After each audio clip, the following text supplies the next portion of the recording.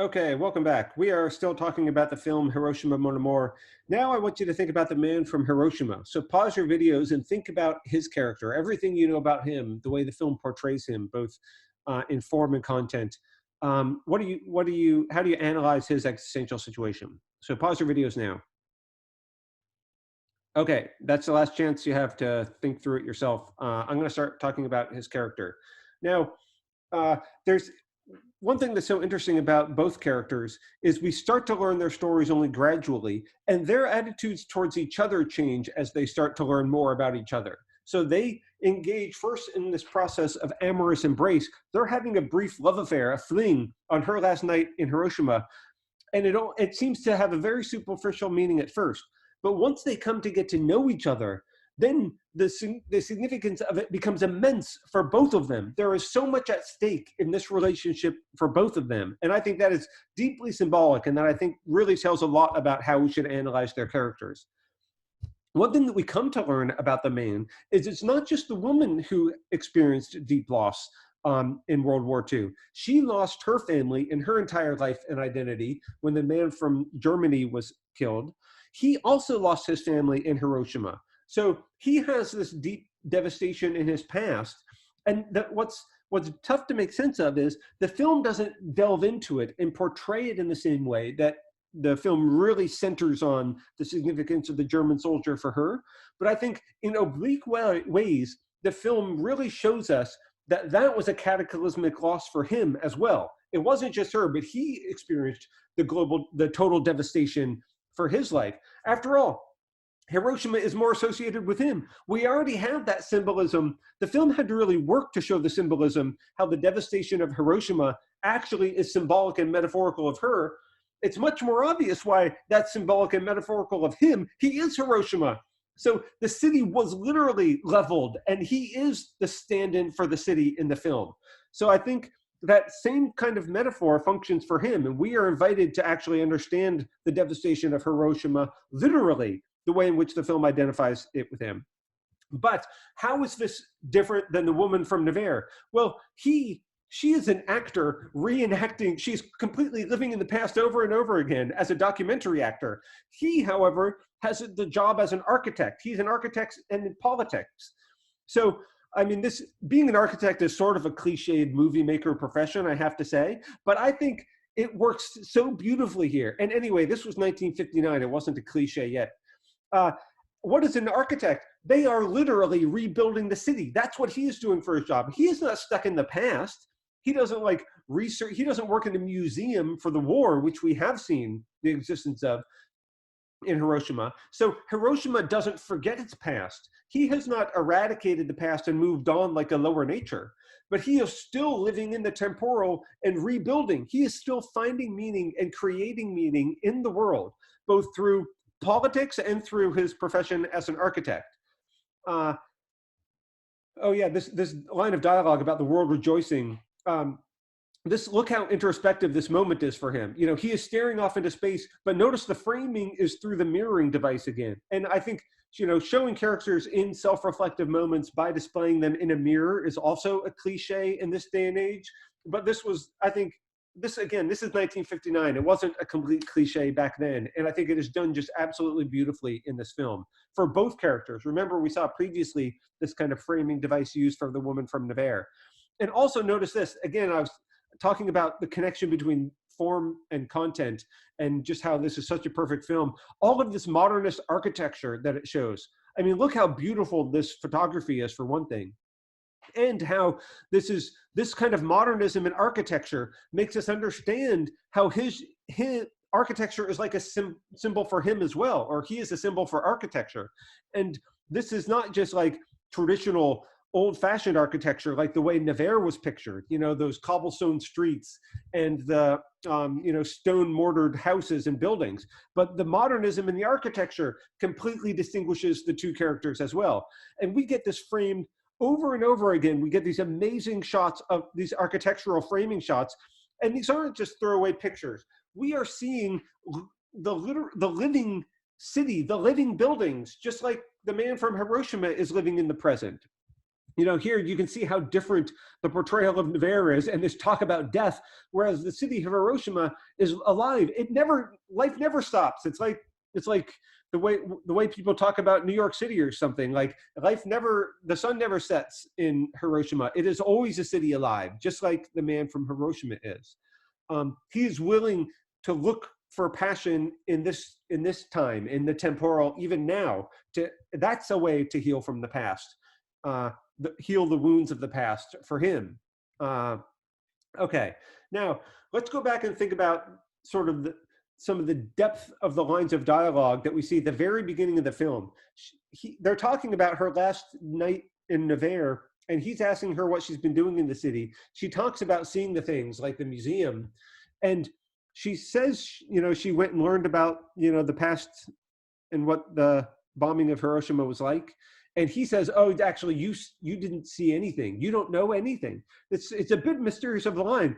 I mean, he literally saying you saw nothing while the film is showing us that she did see things, because it was giving us these subjective tracking shots of her in the museum, or what she would have seen in the museum.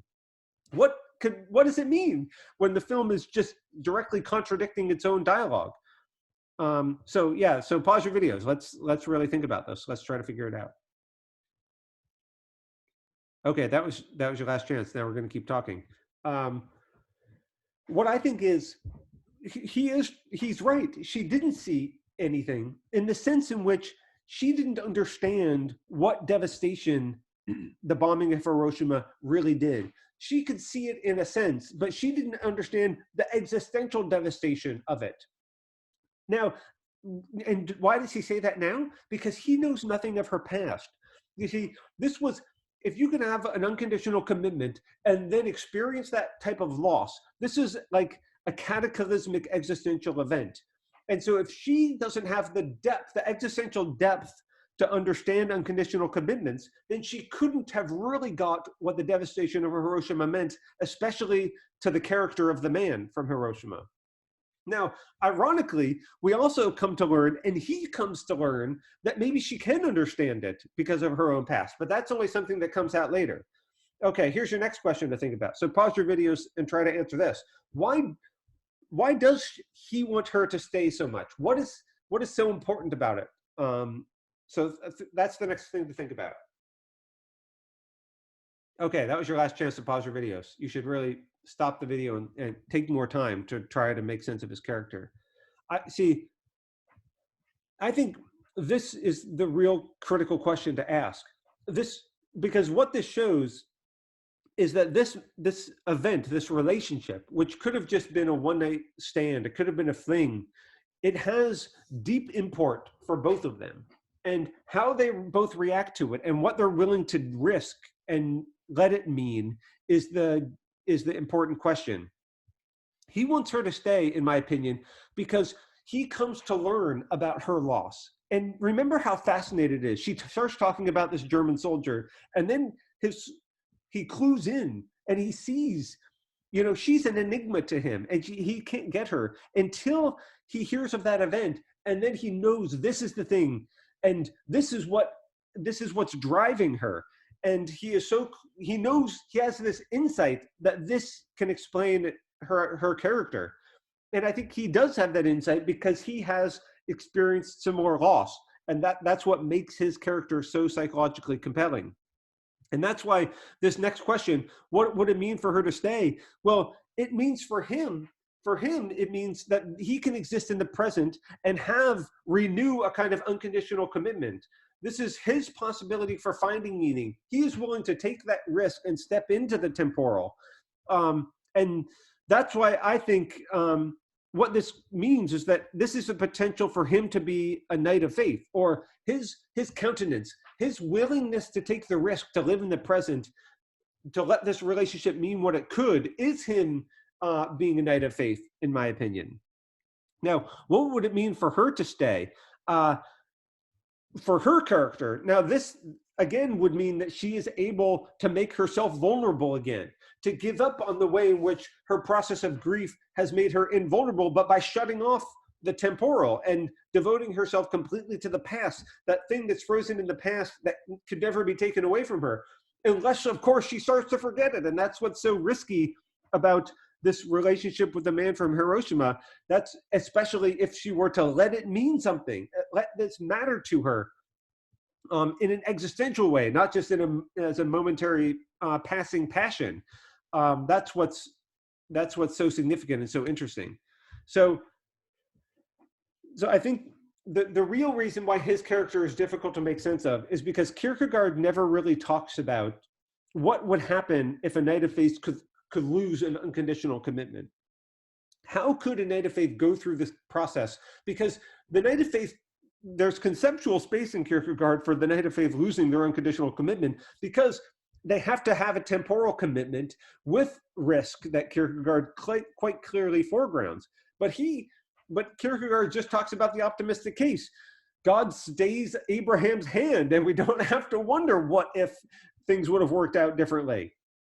Kierkegaard also talks about how moving on in the world is actually potentially deeply inauthentic and is just a sign of despair. Because if you move on, then you are like the lower natures. You're returning to lower immediacy. You are like the butterfly who just metamorphizes into something new and doesn't remember being a caterpillar. Kierkegaard uses that imagery. That seems to him like something deeply problematic. But what I think is actually, if a knight of faith loses their unconditional commitment, I mean, maybe they are just literally destroyed. And so if you are actually Kierkegaardian in being a knight of faith, you must be destroyed. But I think that's too superficial of an understanding of this from the sort of first person phenomenology, or what it would be like to experience this.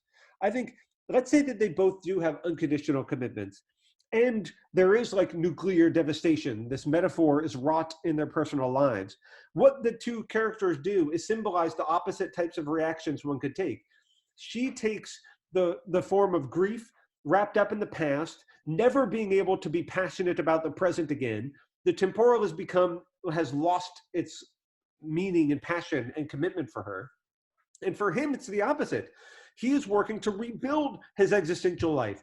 He is still living in the present, and he is willing to still live in the world of risk and the temporal and the finite.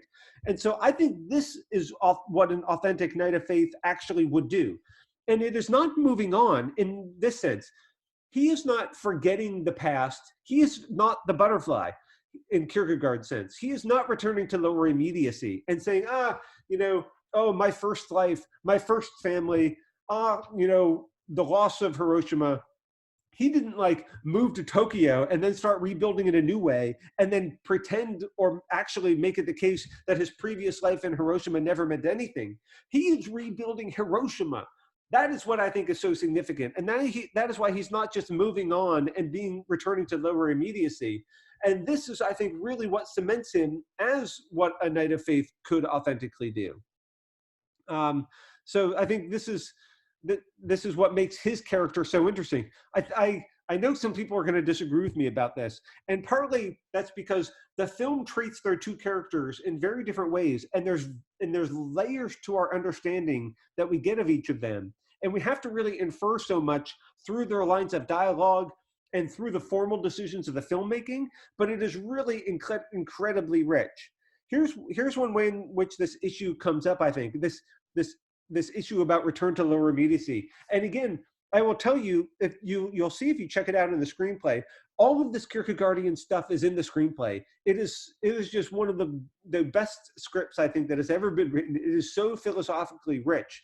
I feel like Marguerite Duras must have read Kierkegaard. There is so much interesting relationship between this film and Fear and Trembling. So they both have this interesting the series of lines about how she is stuck between impossible scenarios, how it's impossible to stay and it's impossible to leave. She is, in a sense, in this bind. She is in an existential bind.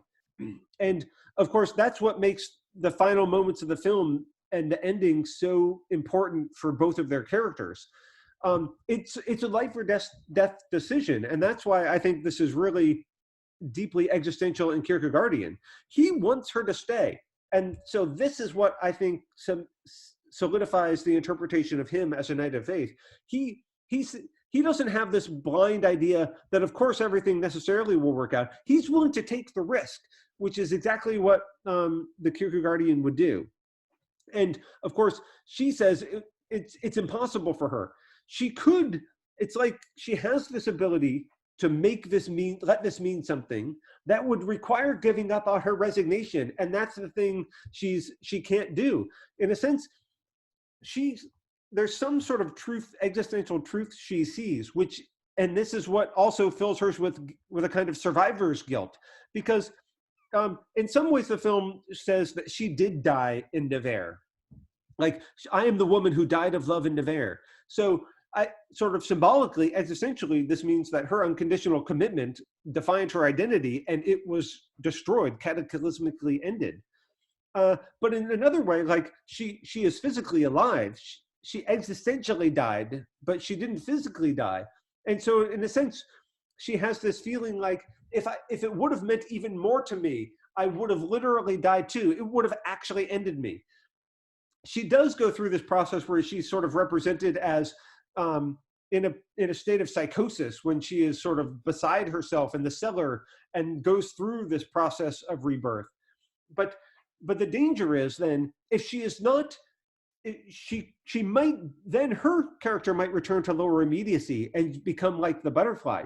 And so I think the film does enter this sort of Kierkegaardian territory and wonder, what if she could just move on? See, in her mind, then that would mean that her relationship with the German soldier was not all identity defining. Then it just would have been a dime store romance. It would have been a lower immediacy in the realm of the aesthetic, just a passionate relationship, not deeply existential and identity defining. So it would not be the higher immediacy. And what I think we see in her character then, her character is the one who cannot see the possibility for actually returning to the temporal and still having had an unconditional commitment.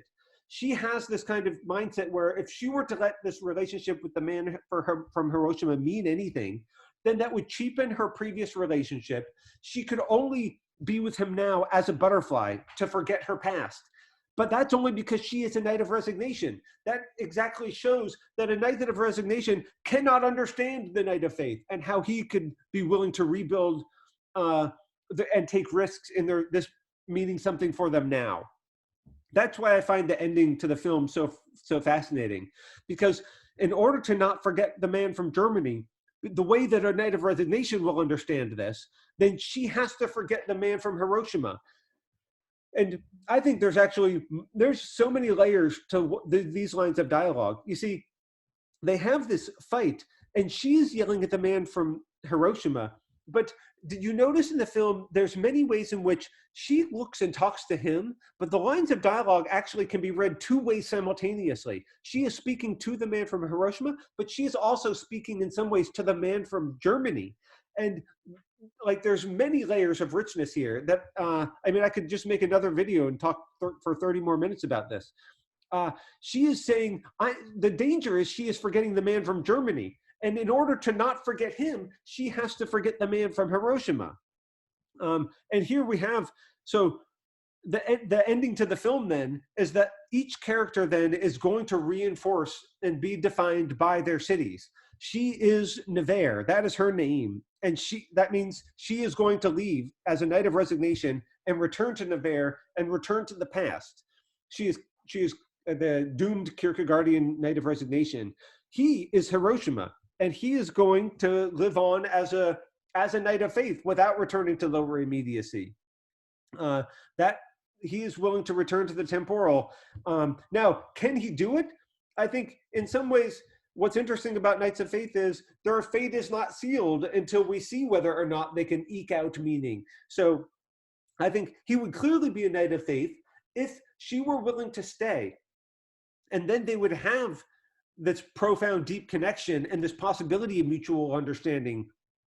Because who else could understand him? That's why this relationship with her is so possibly promising, because she is one of the few people who can understand the existential depths and the loss that he has experienced, but she is not willing to do it, and she just runs off and returns to Nevers. So he is like the knight of faith who's still willing to risk and live in the temporal, but ultimately we don't know his fate and how successful he's going to be because she flees. And will he eventually meet somebody else who can allow him to live in the present? We don't know, but that's the life of the knight of faith. Their fate isn't fully determined. So ultimately, my argument is that we should understand each of these as these deeply Kierkegaardian characters, her as the knight of resignation and him as the knight of faith. Okay, thanks.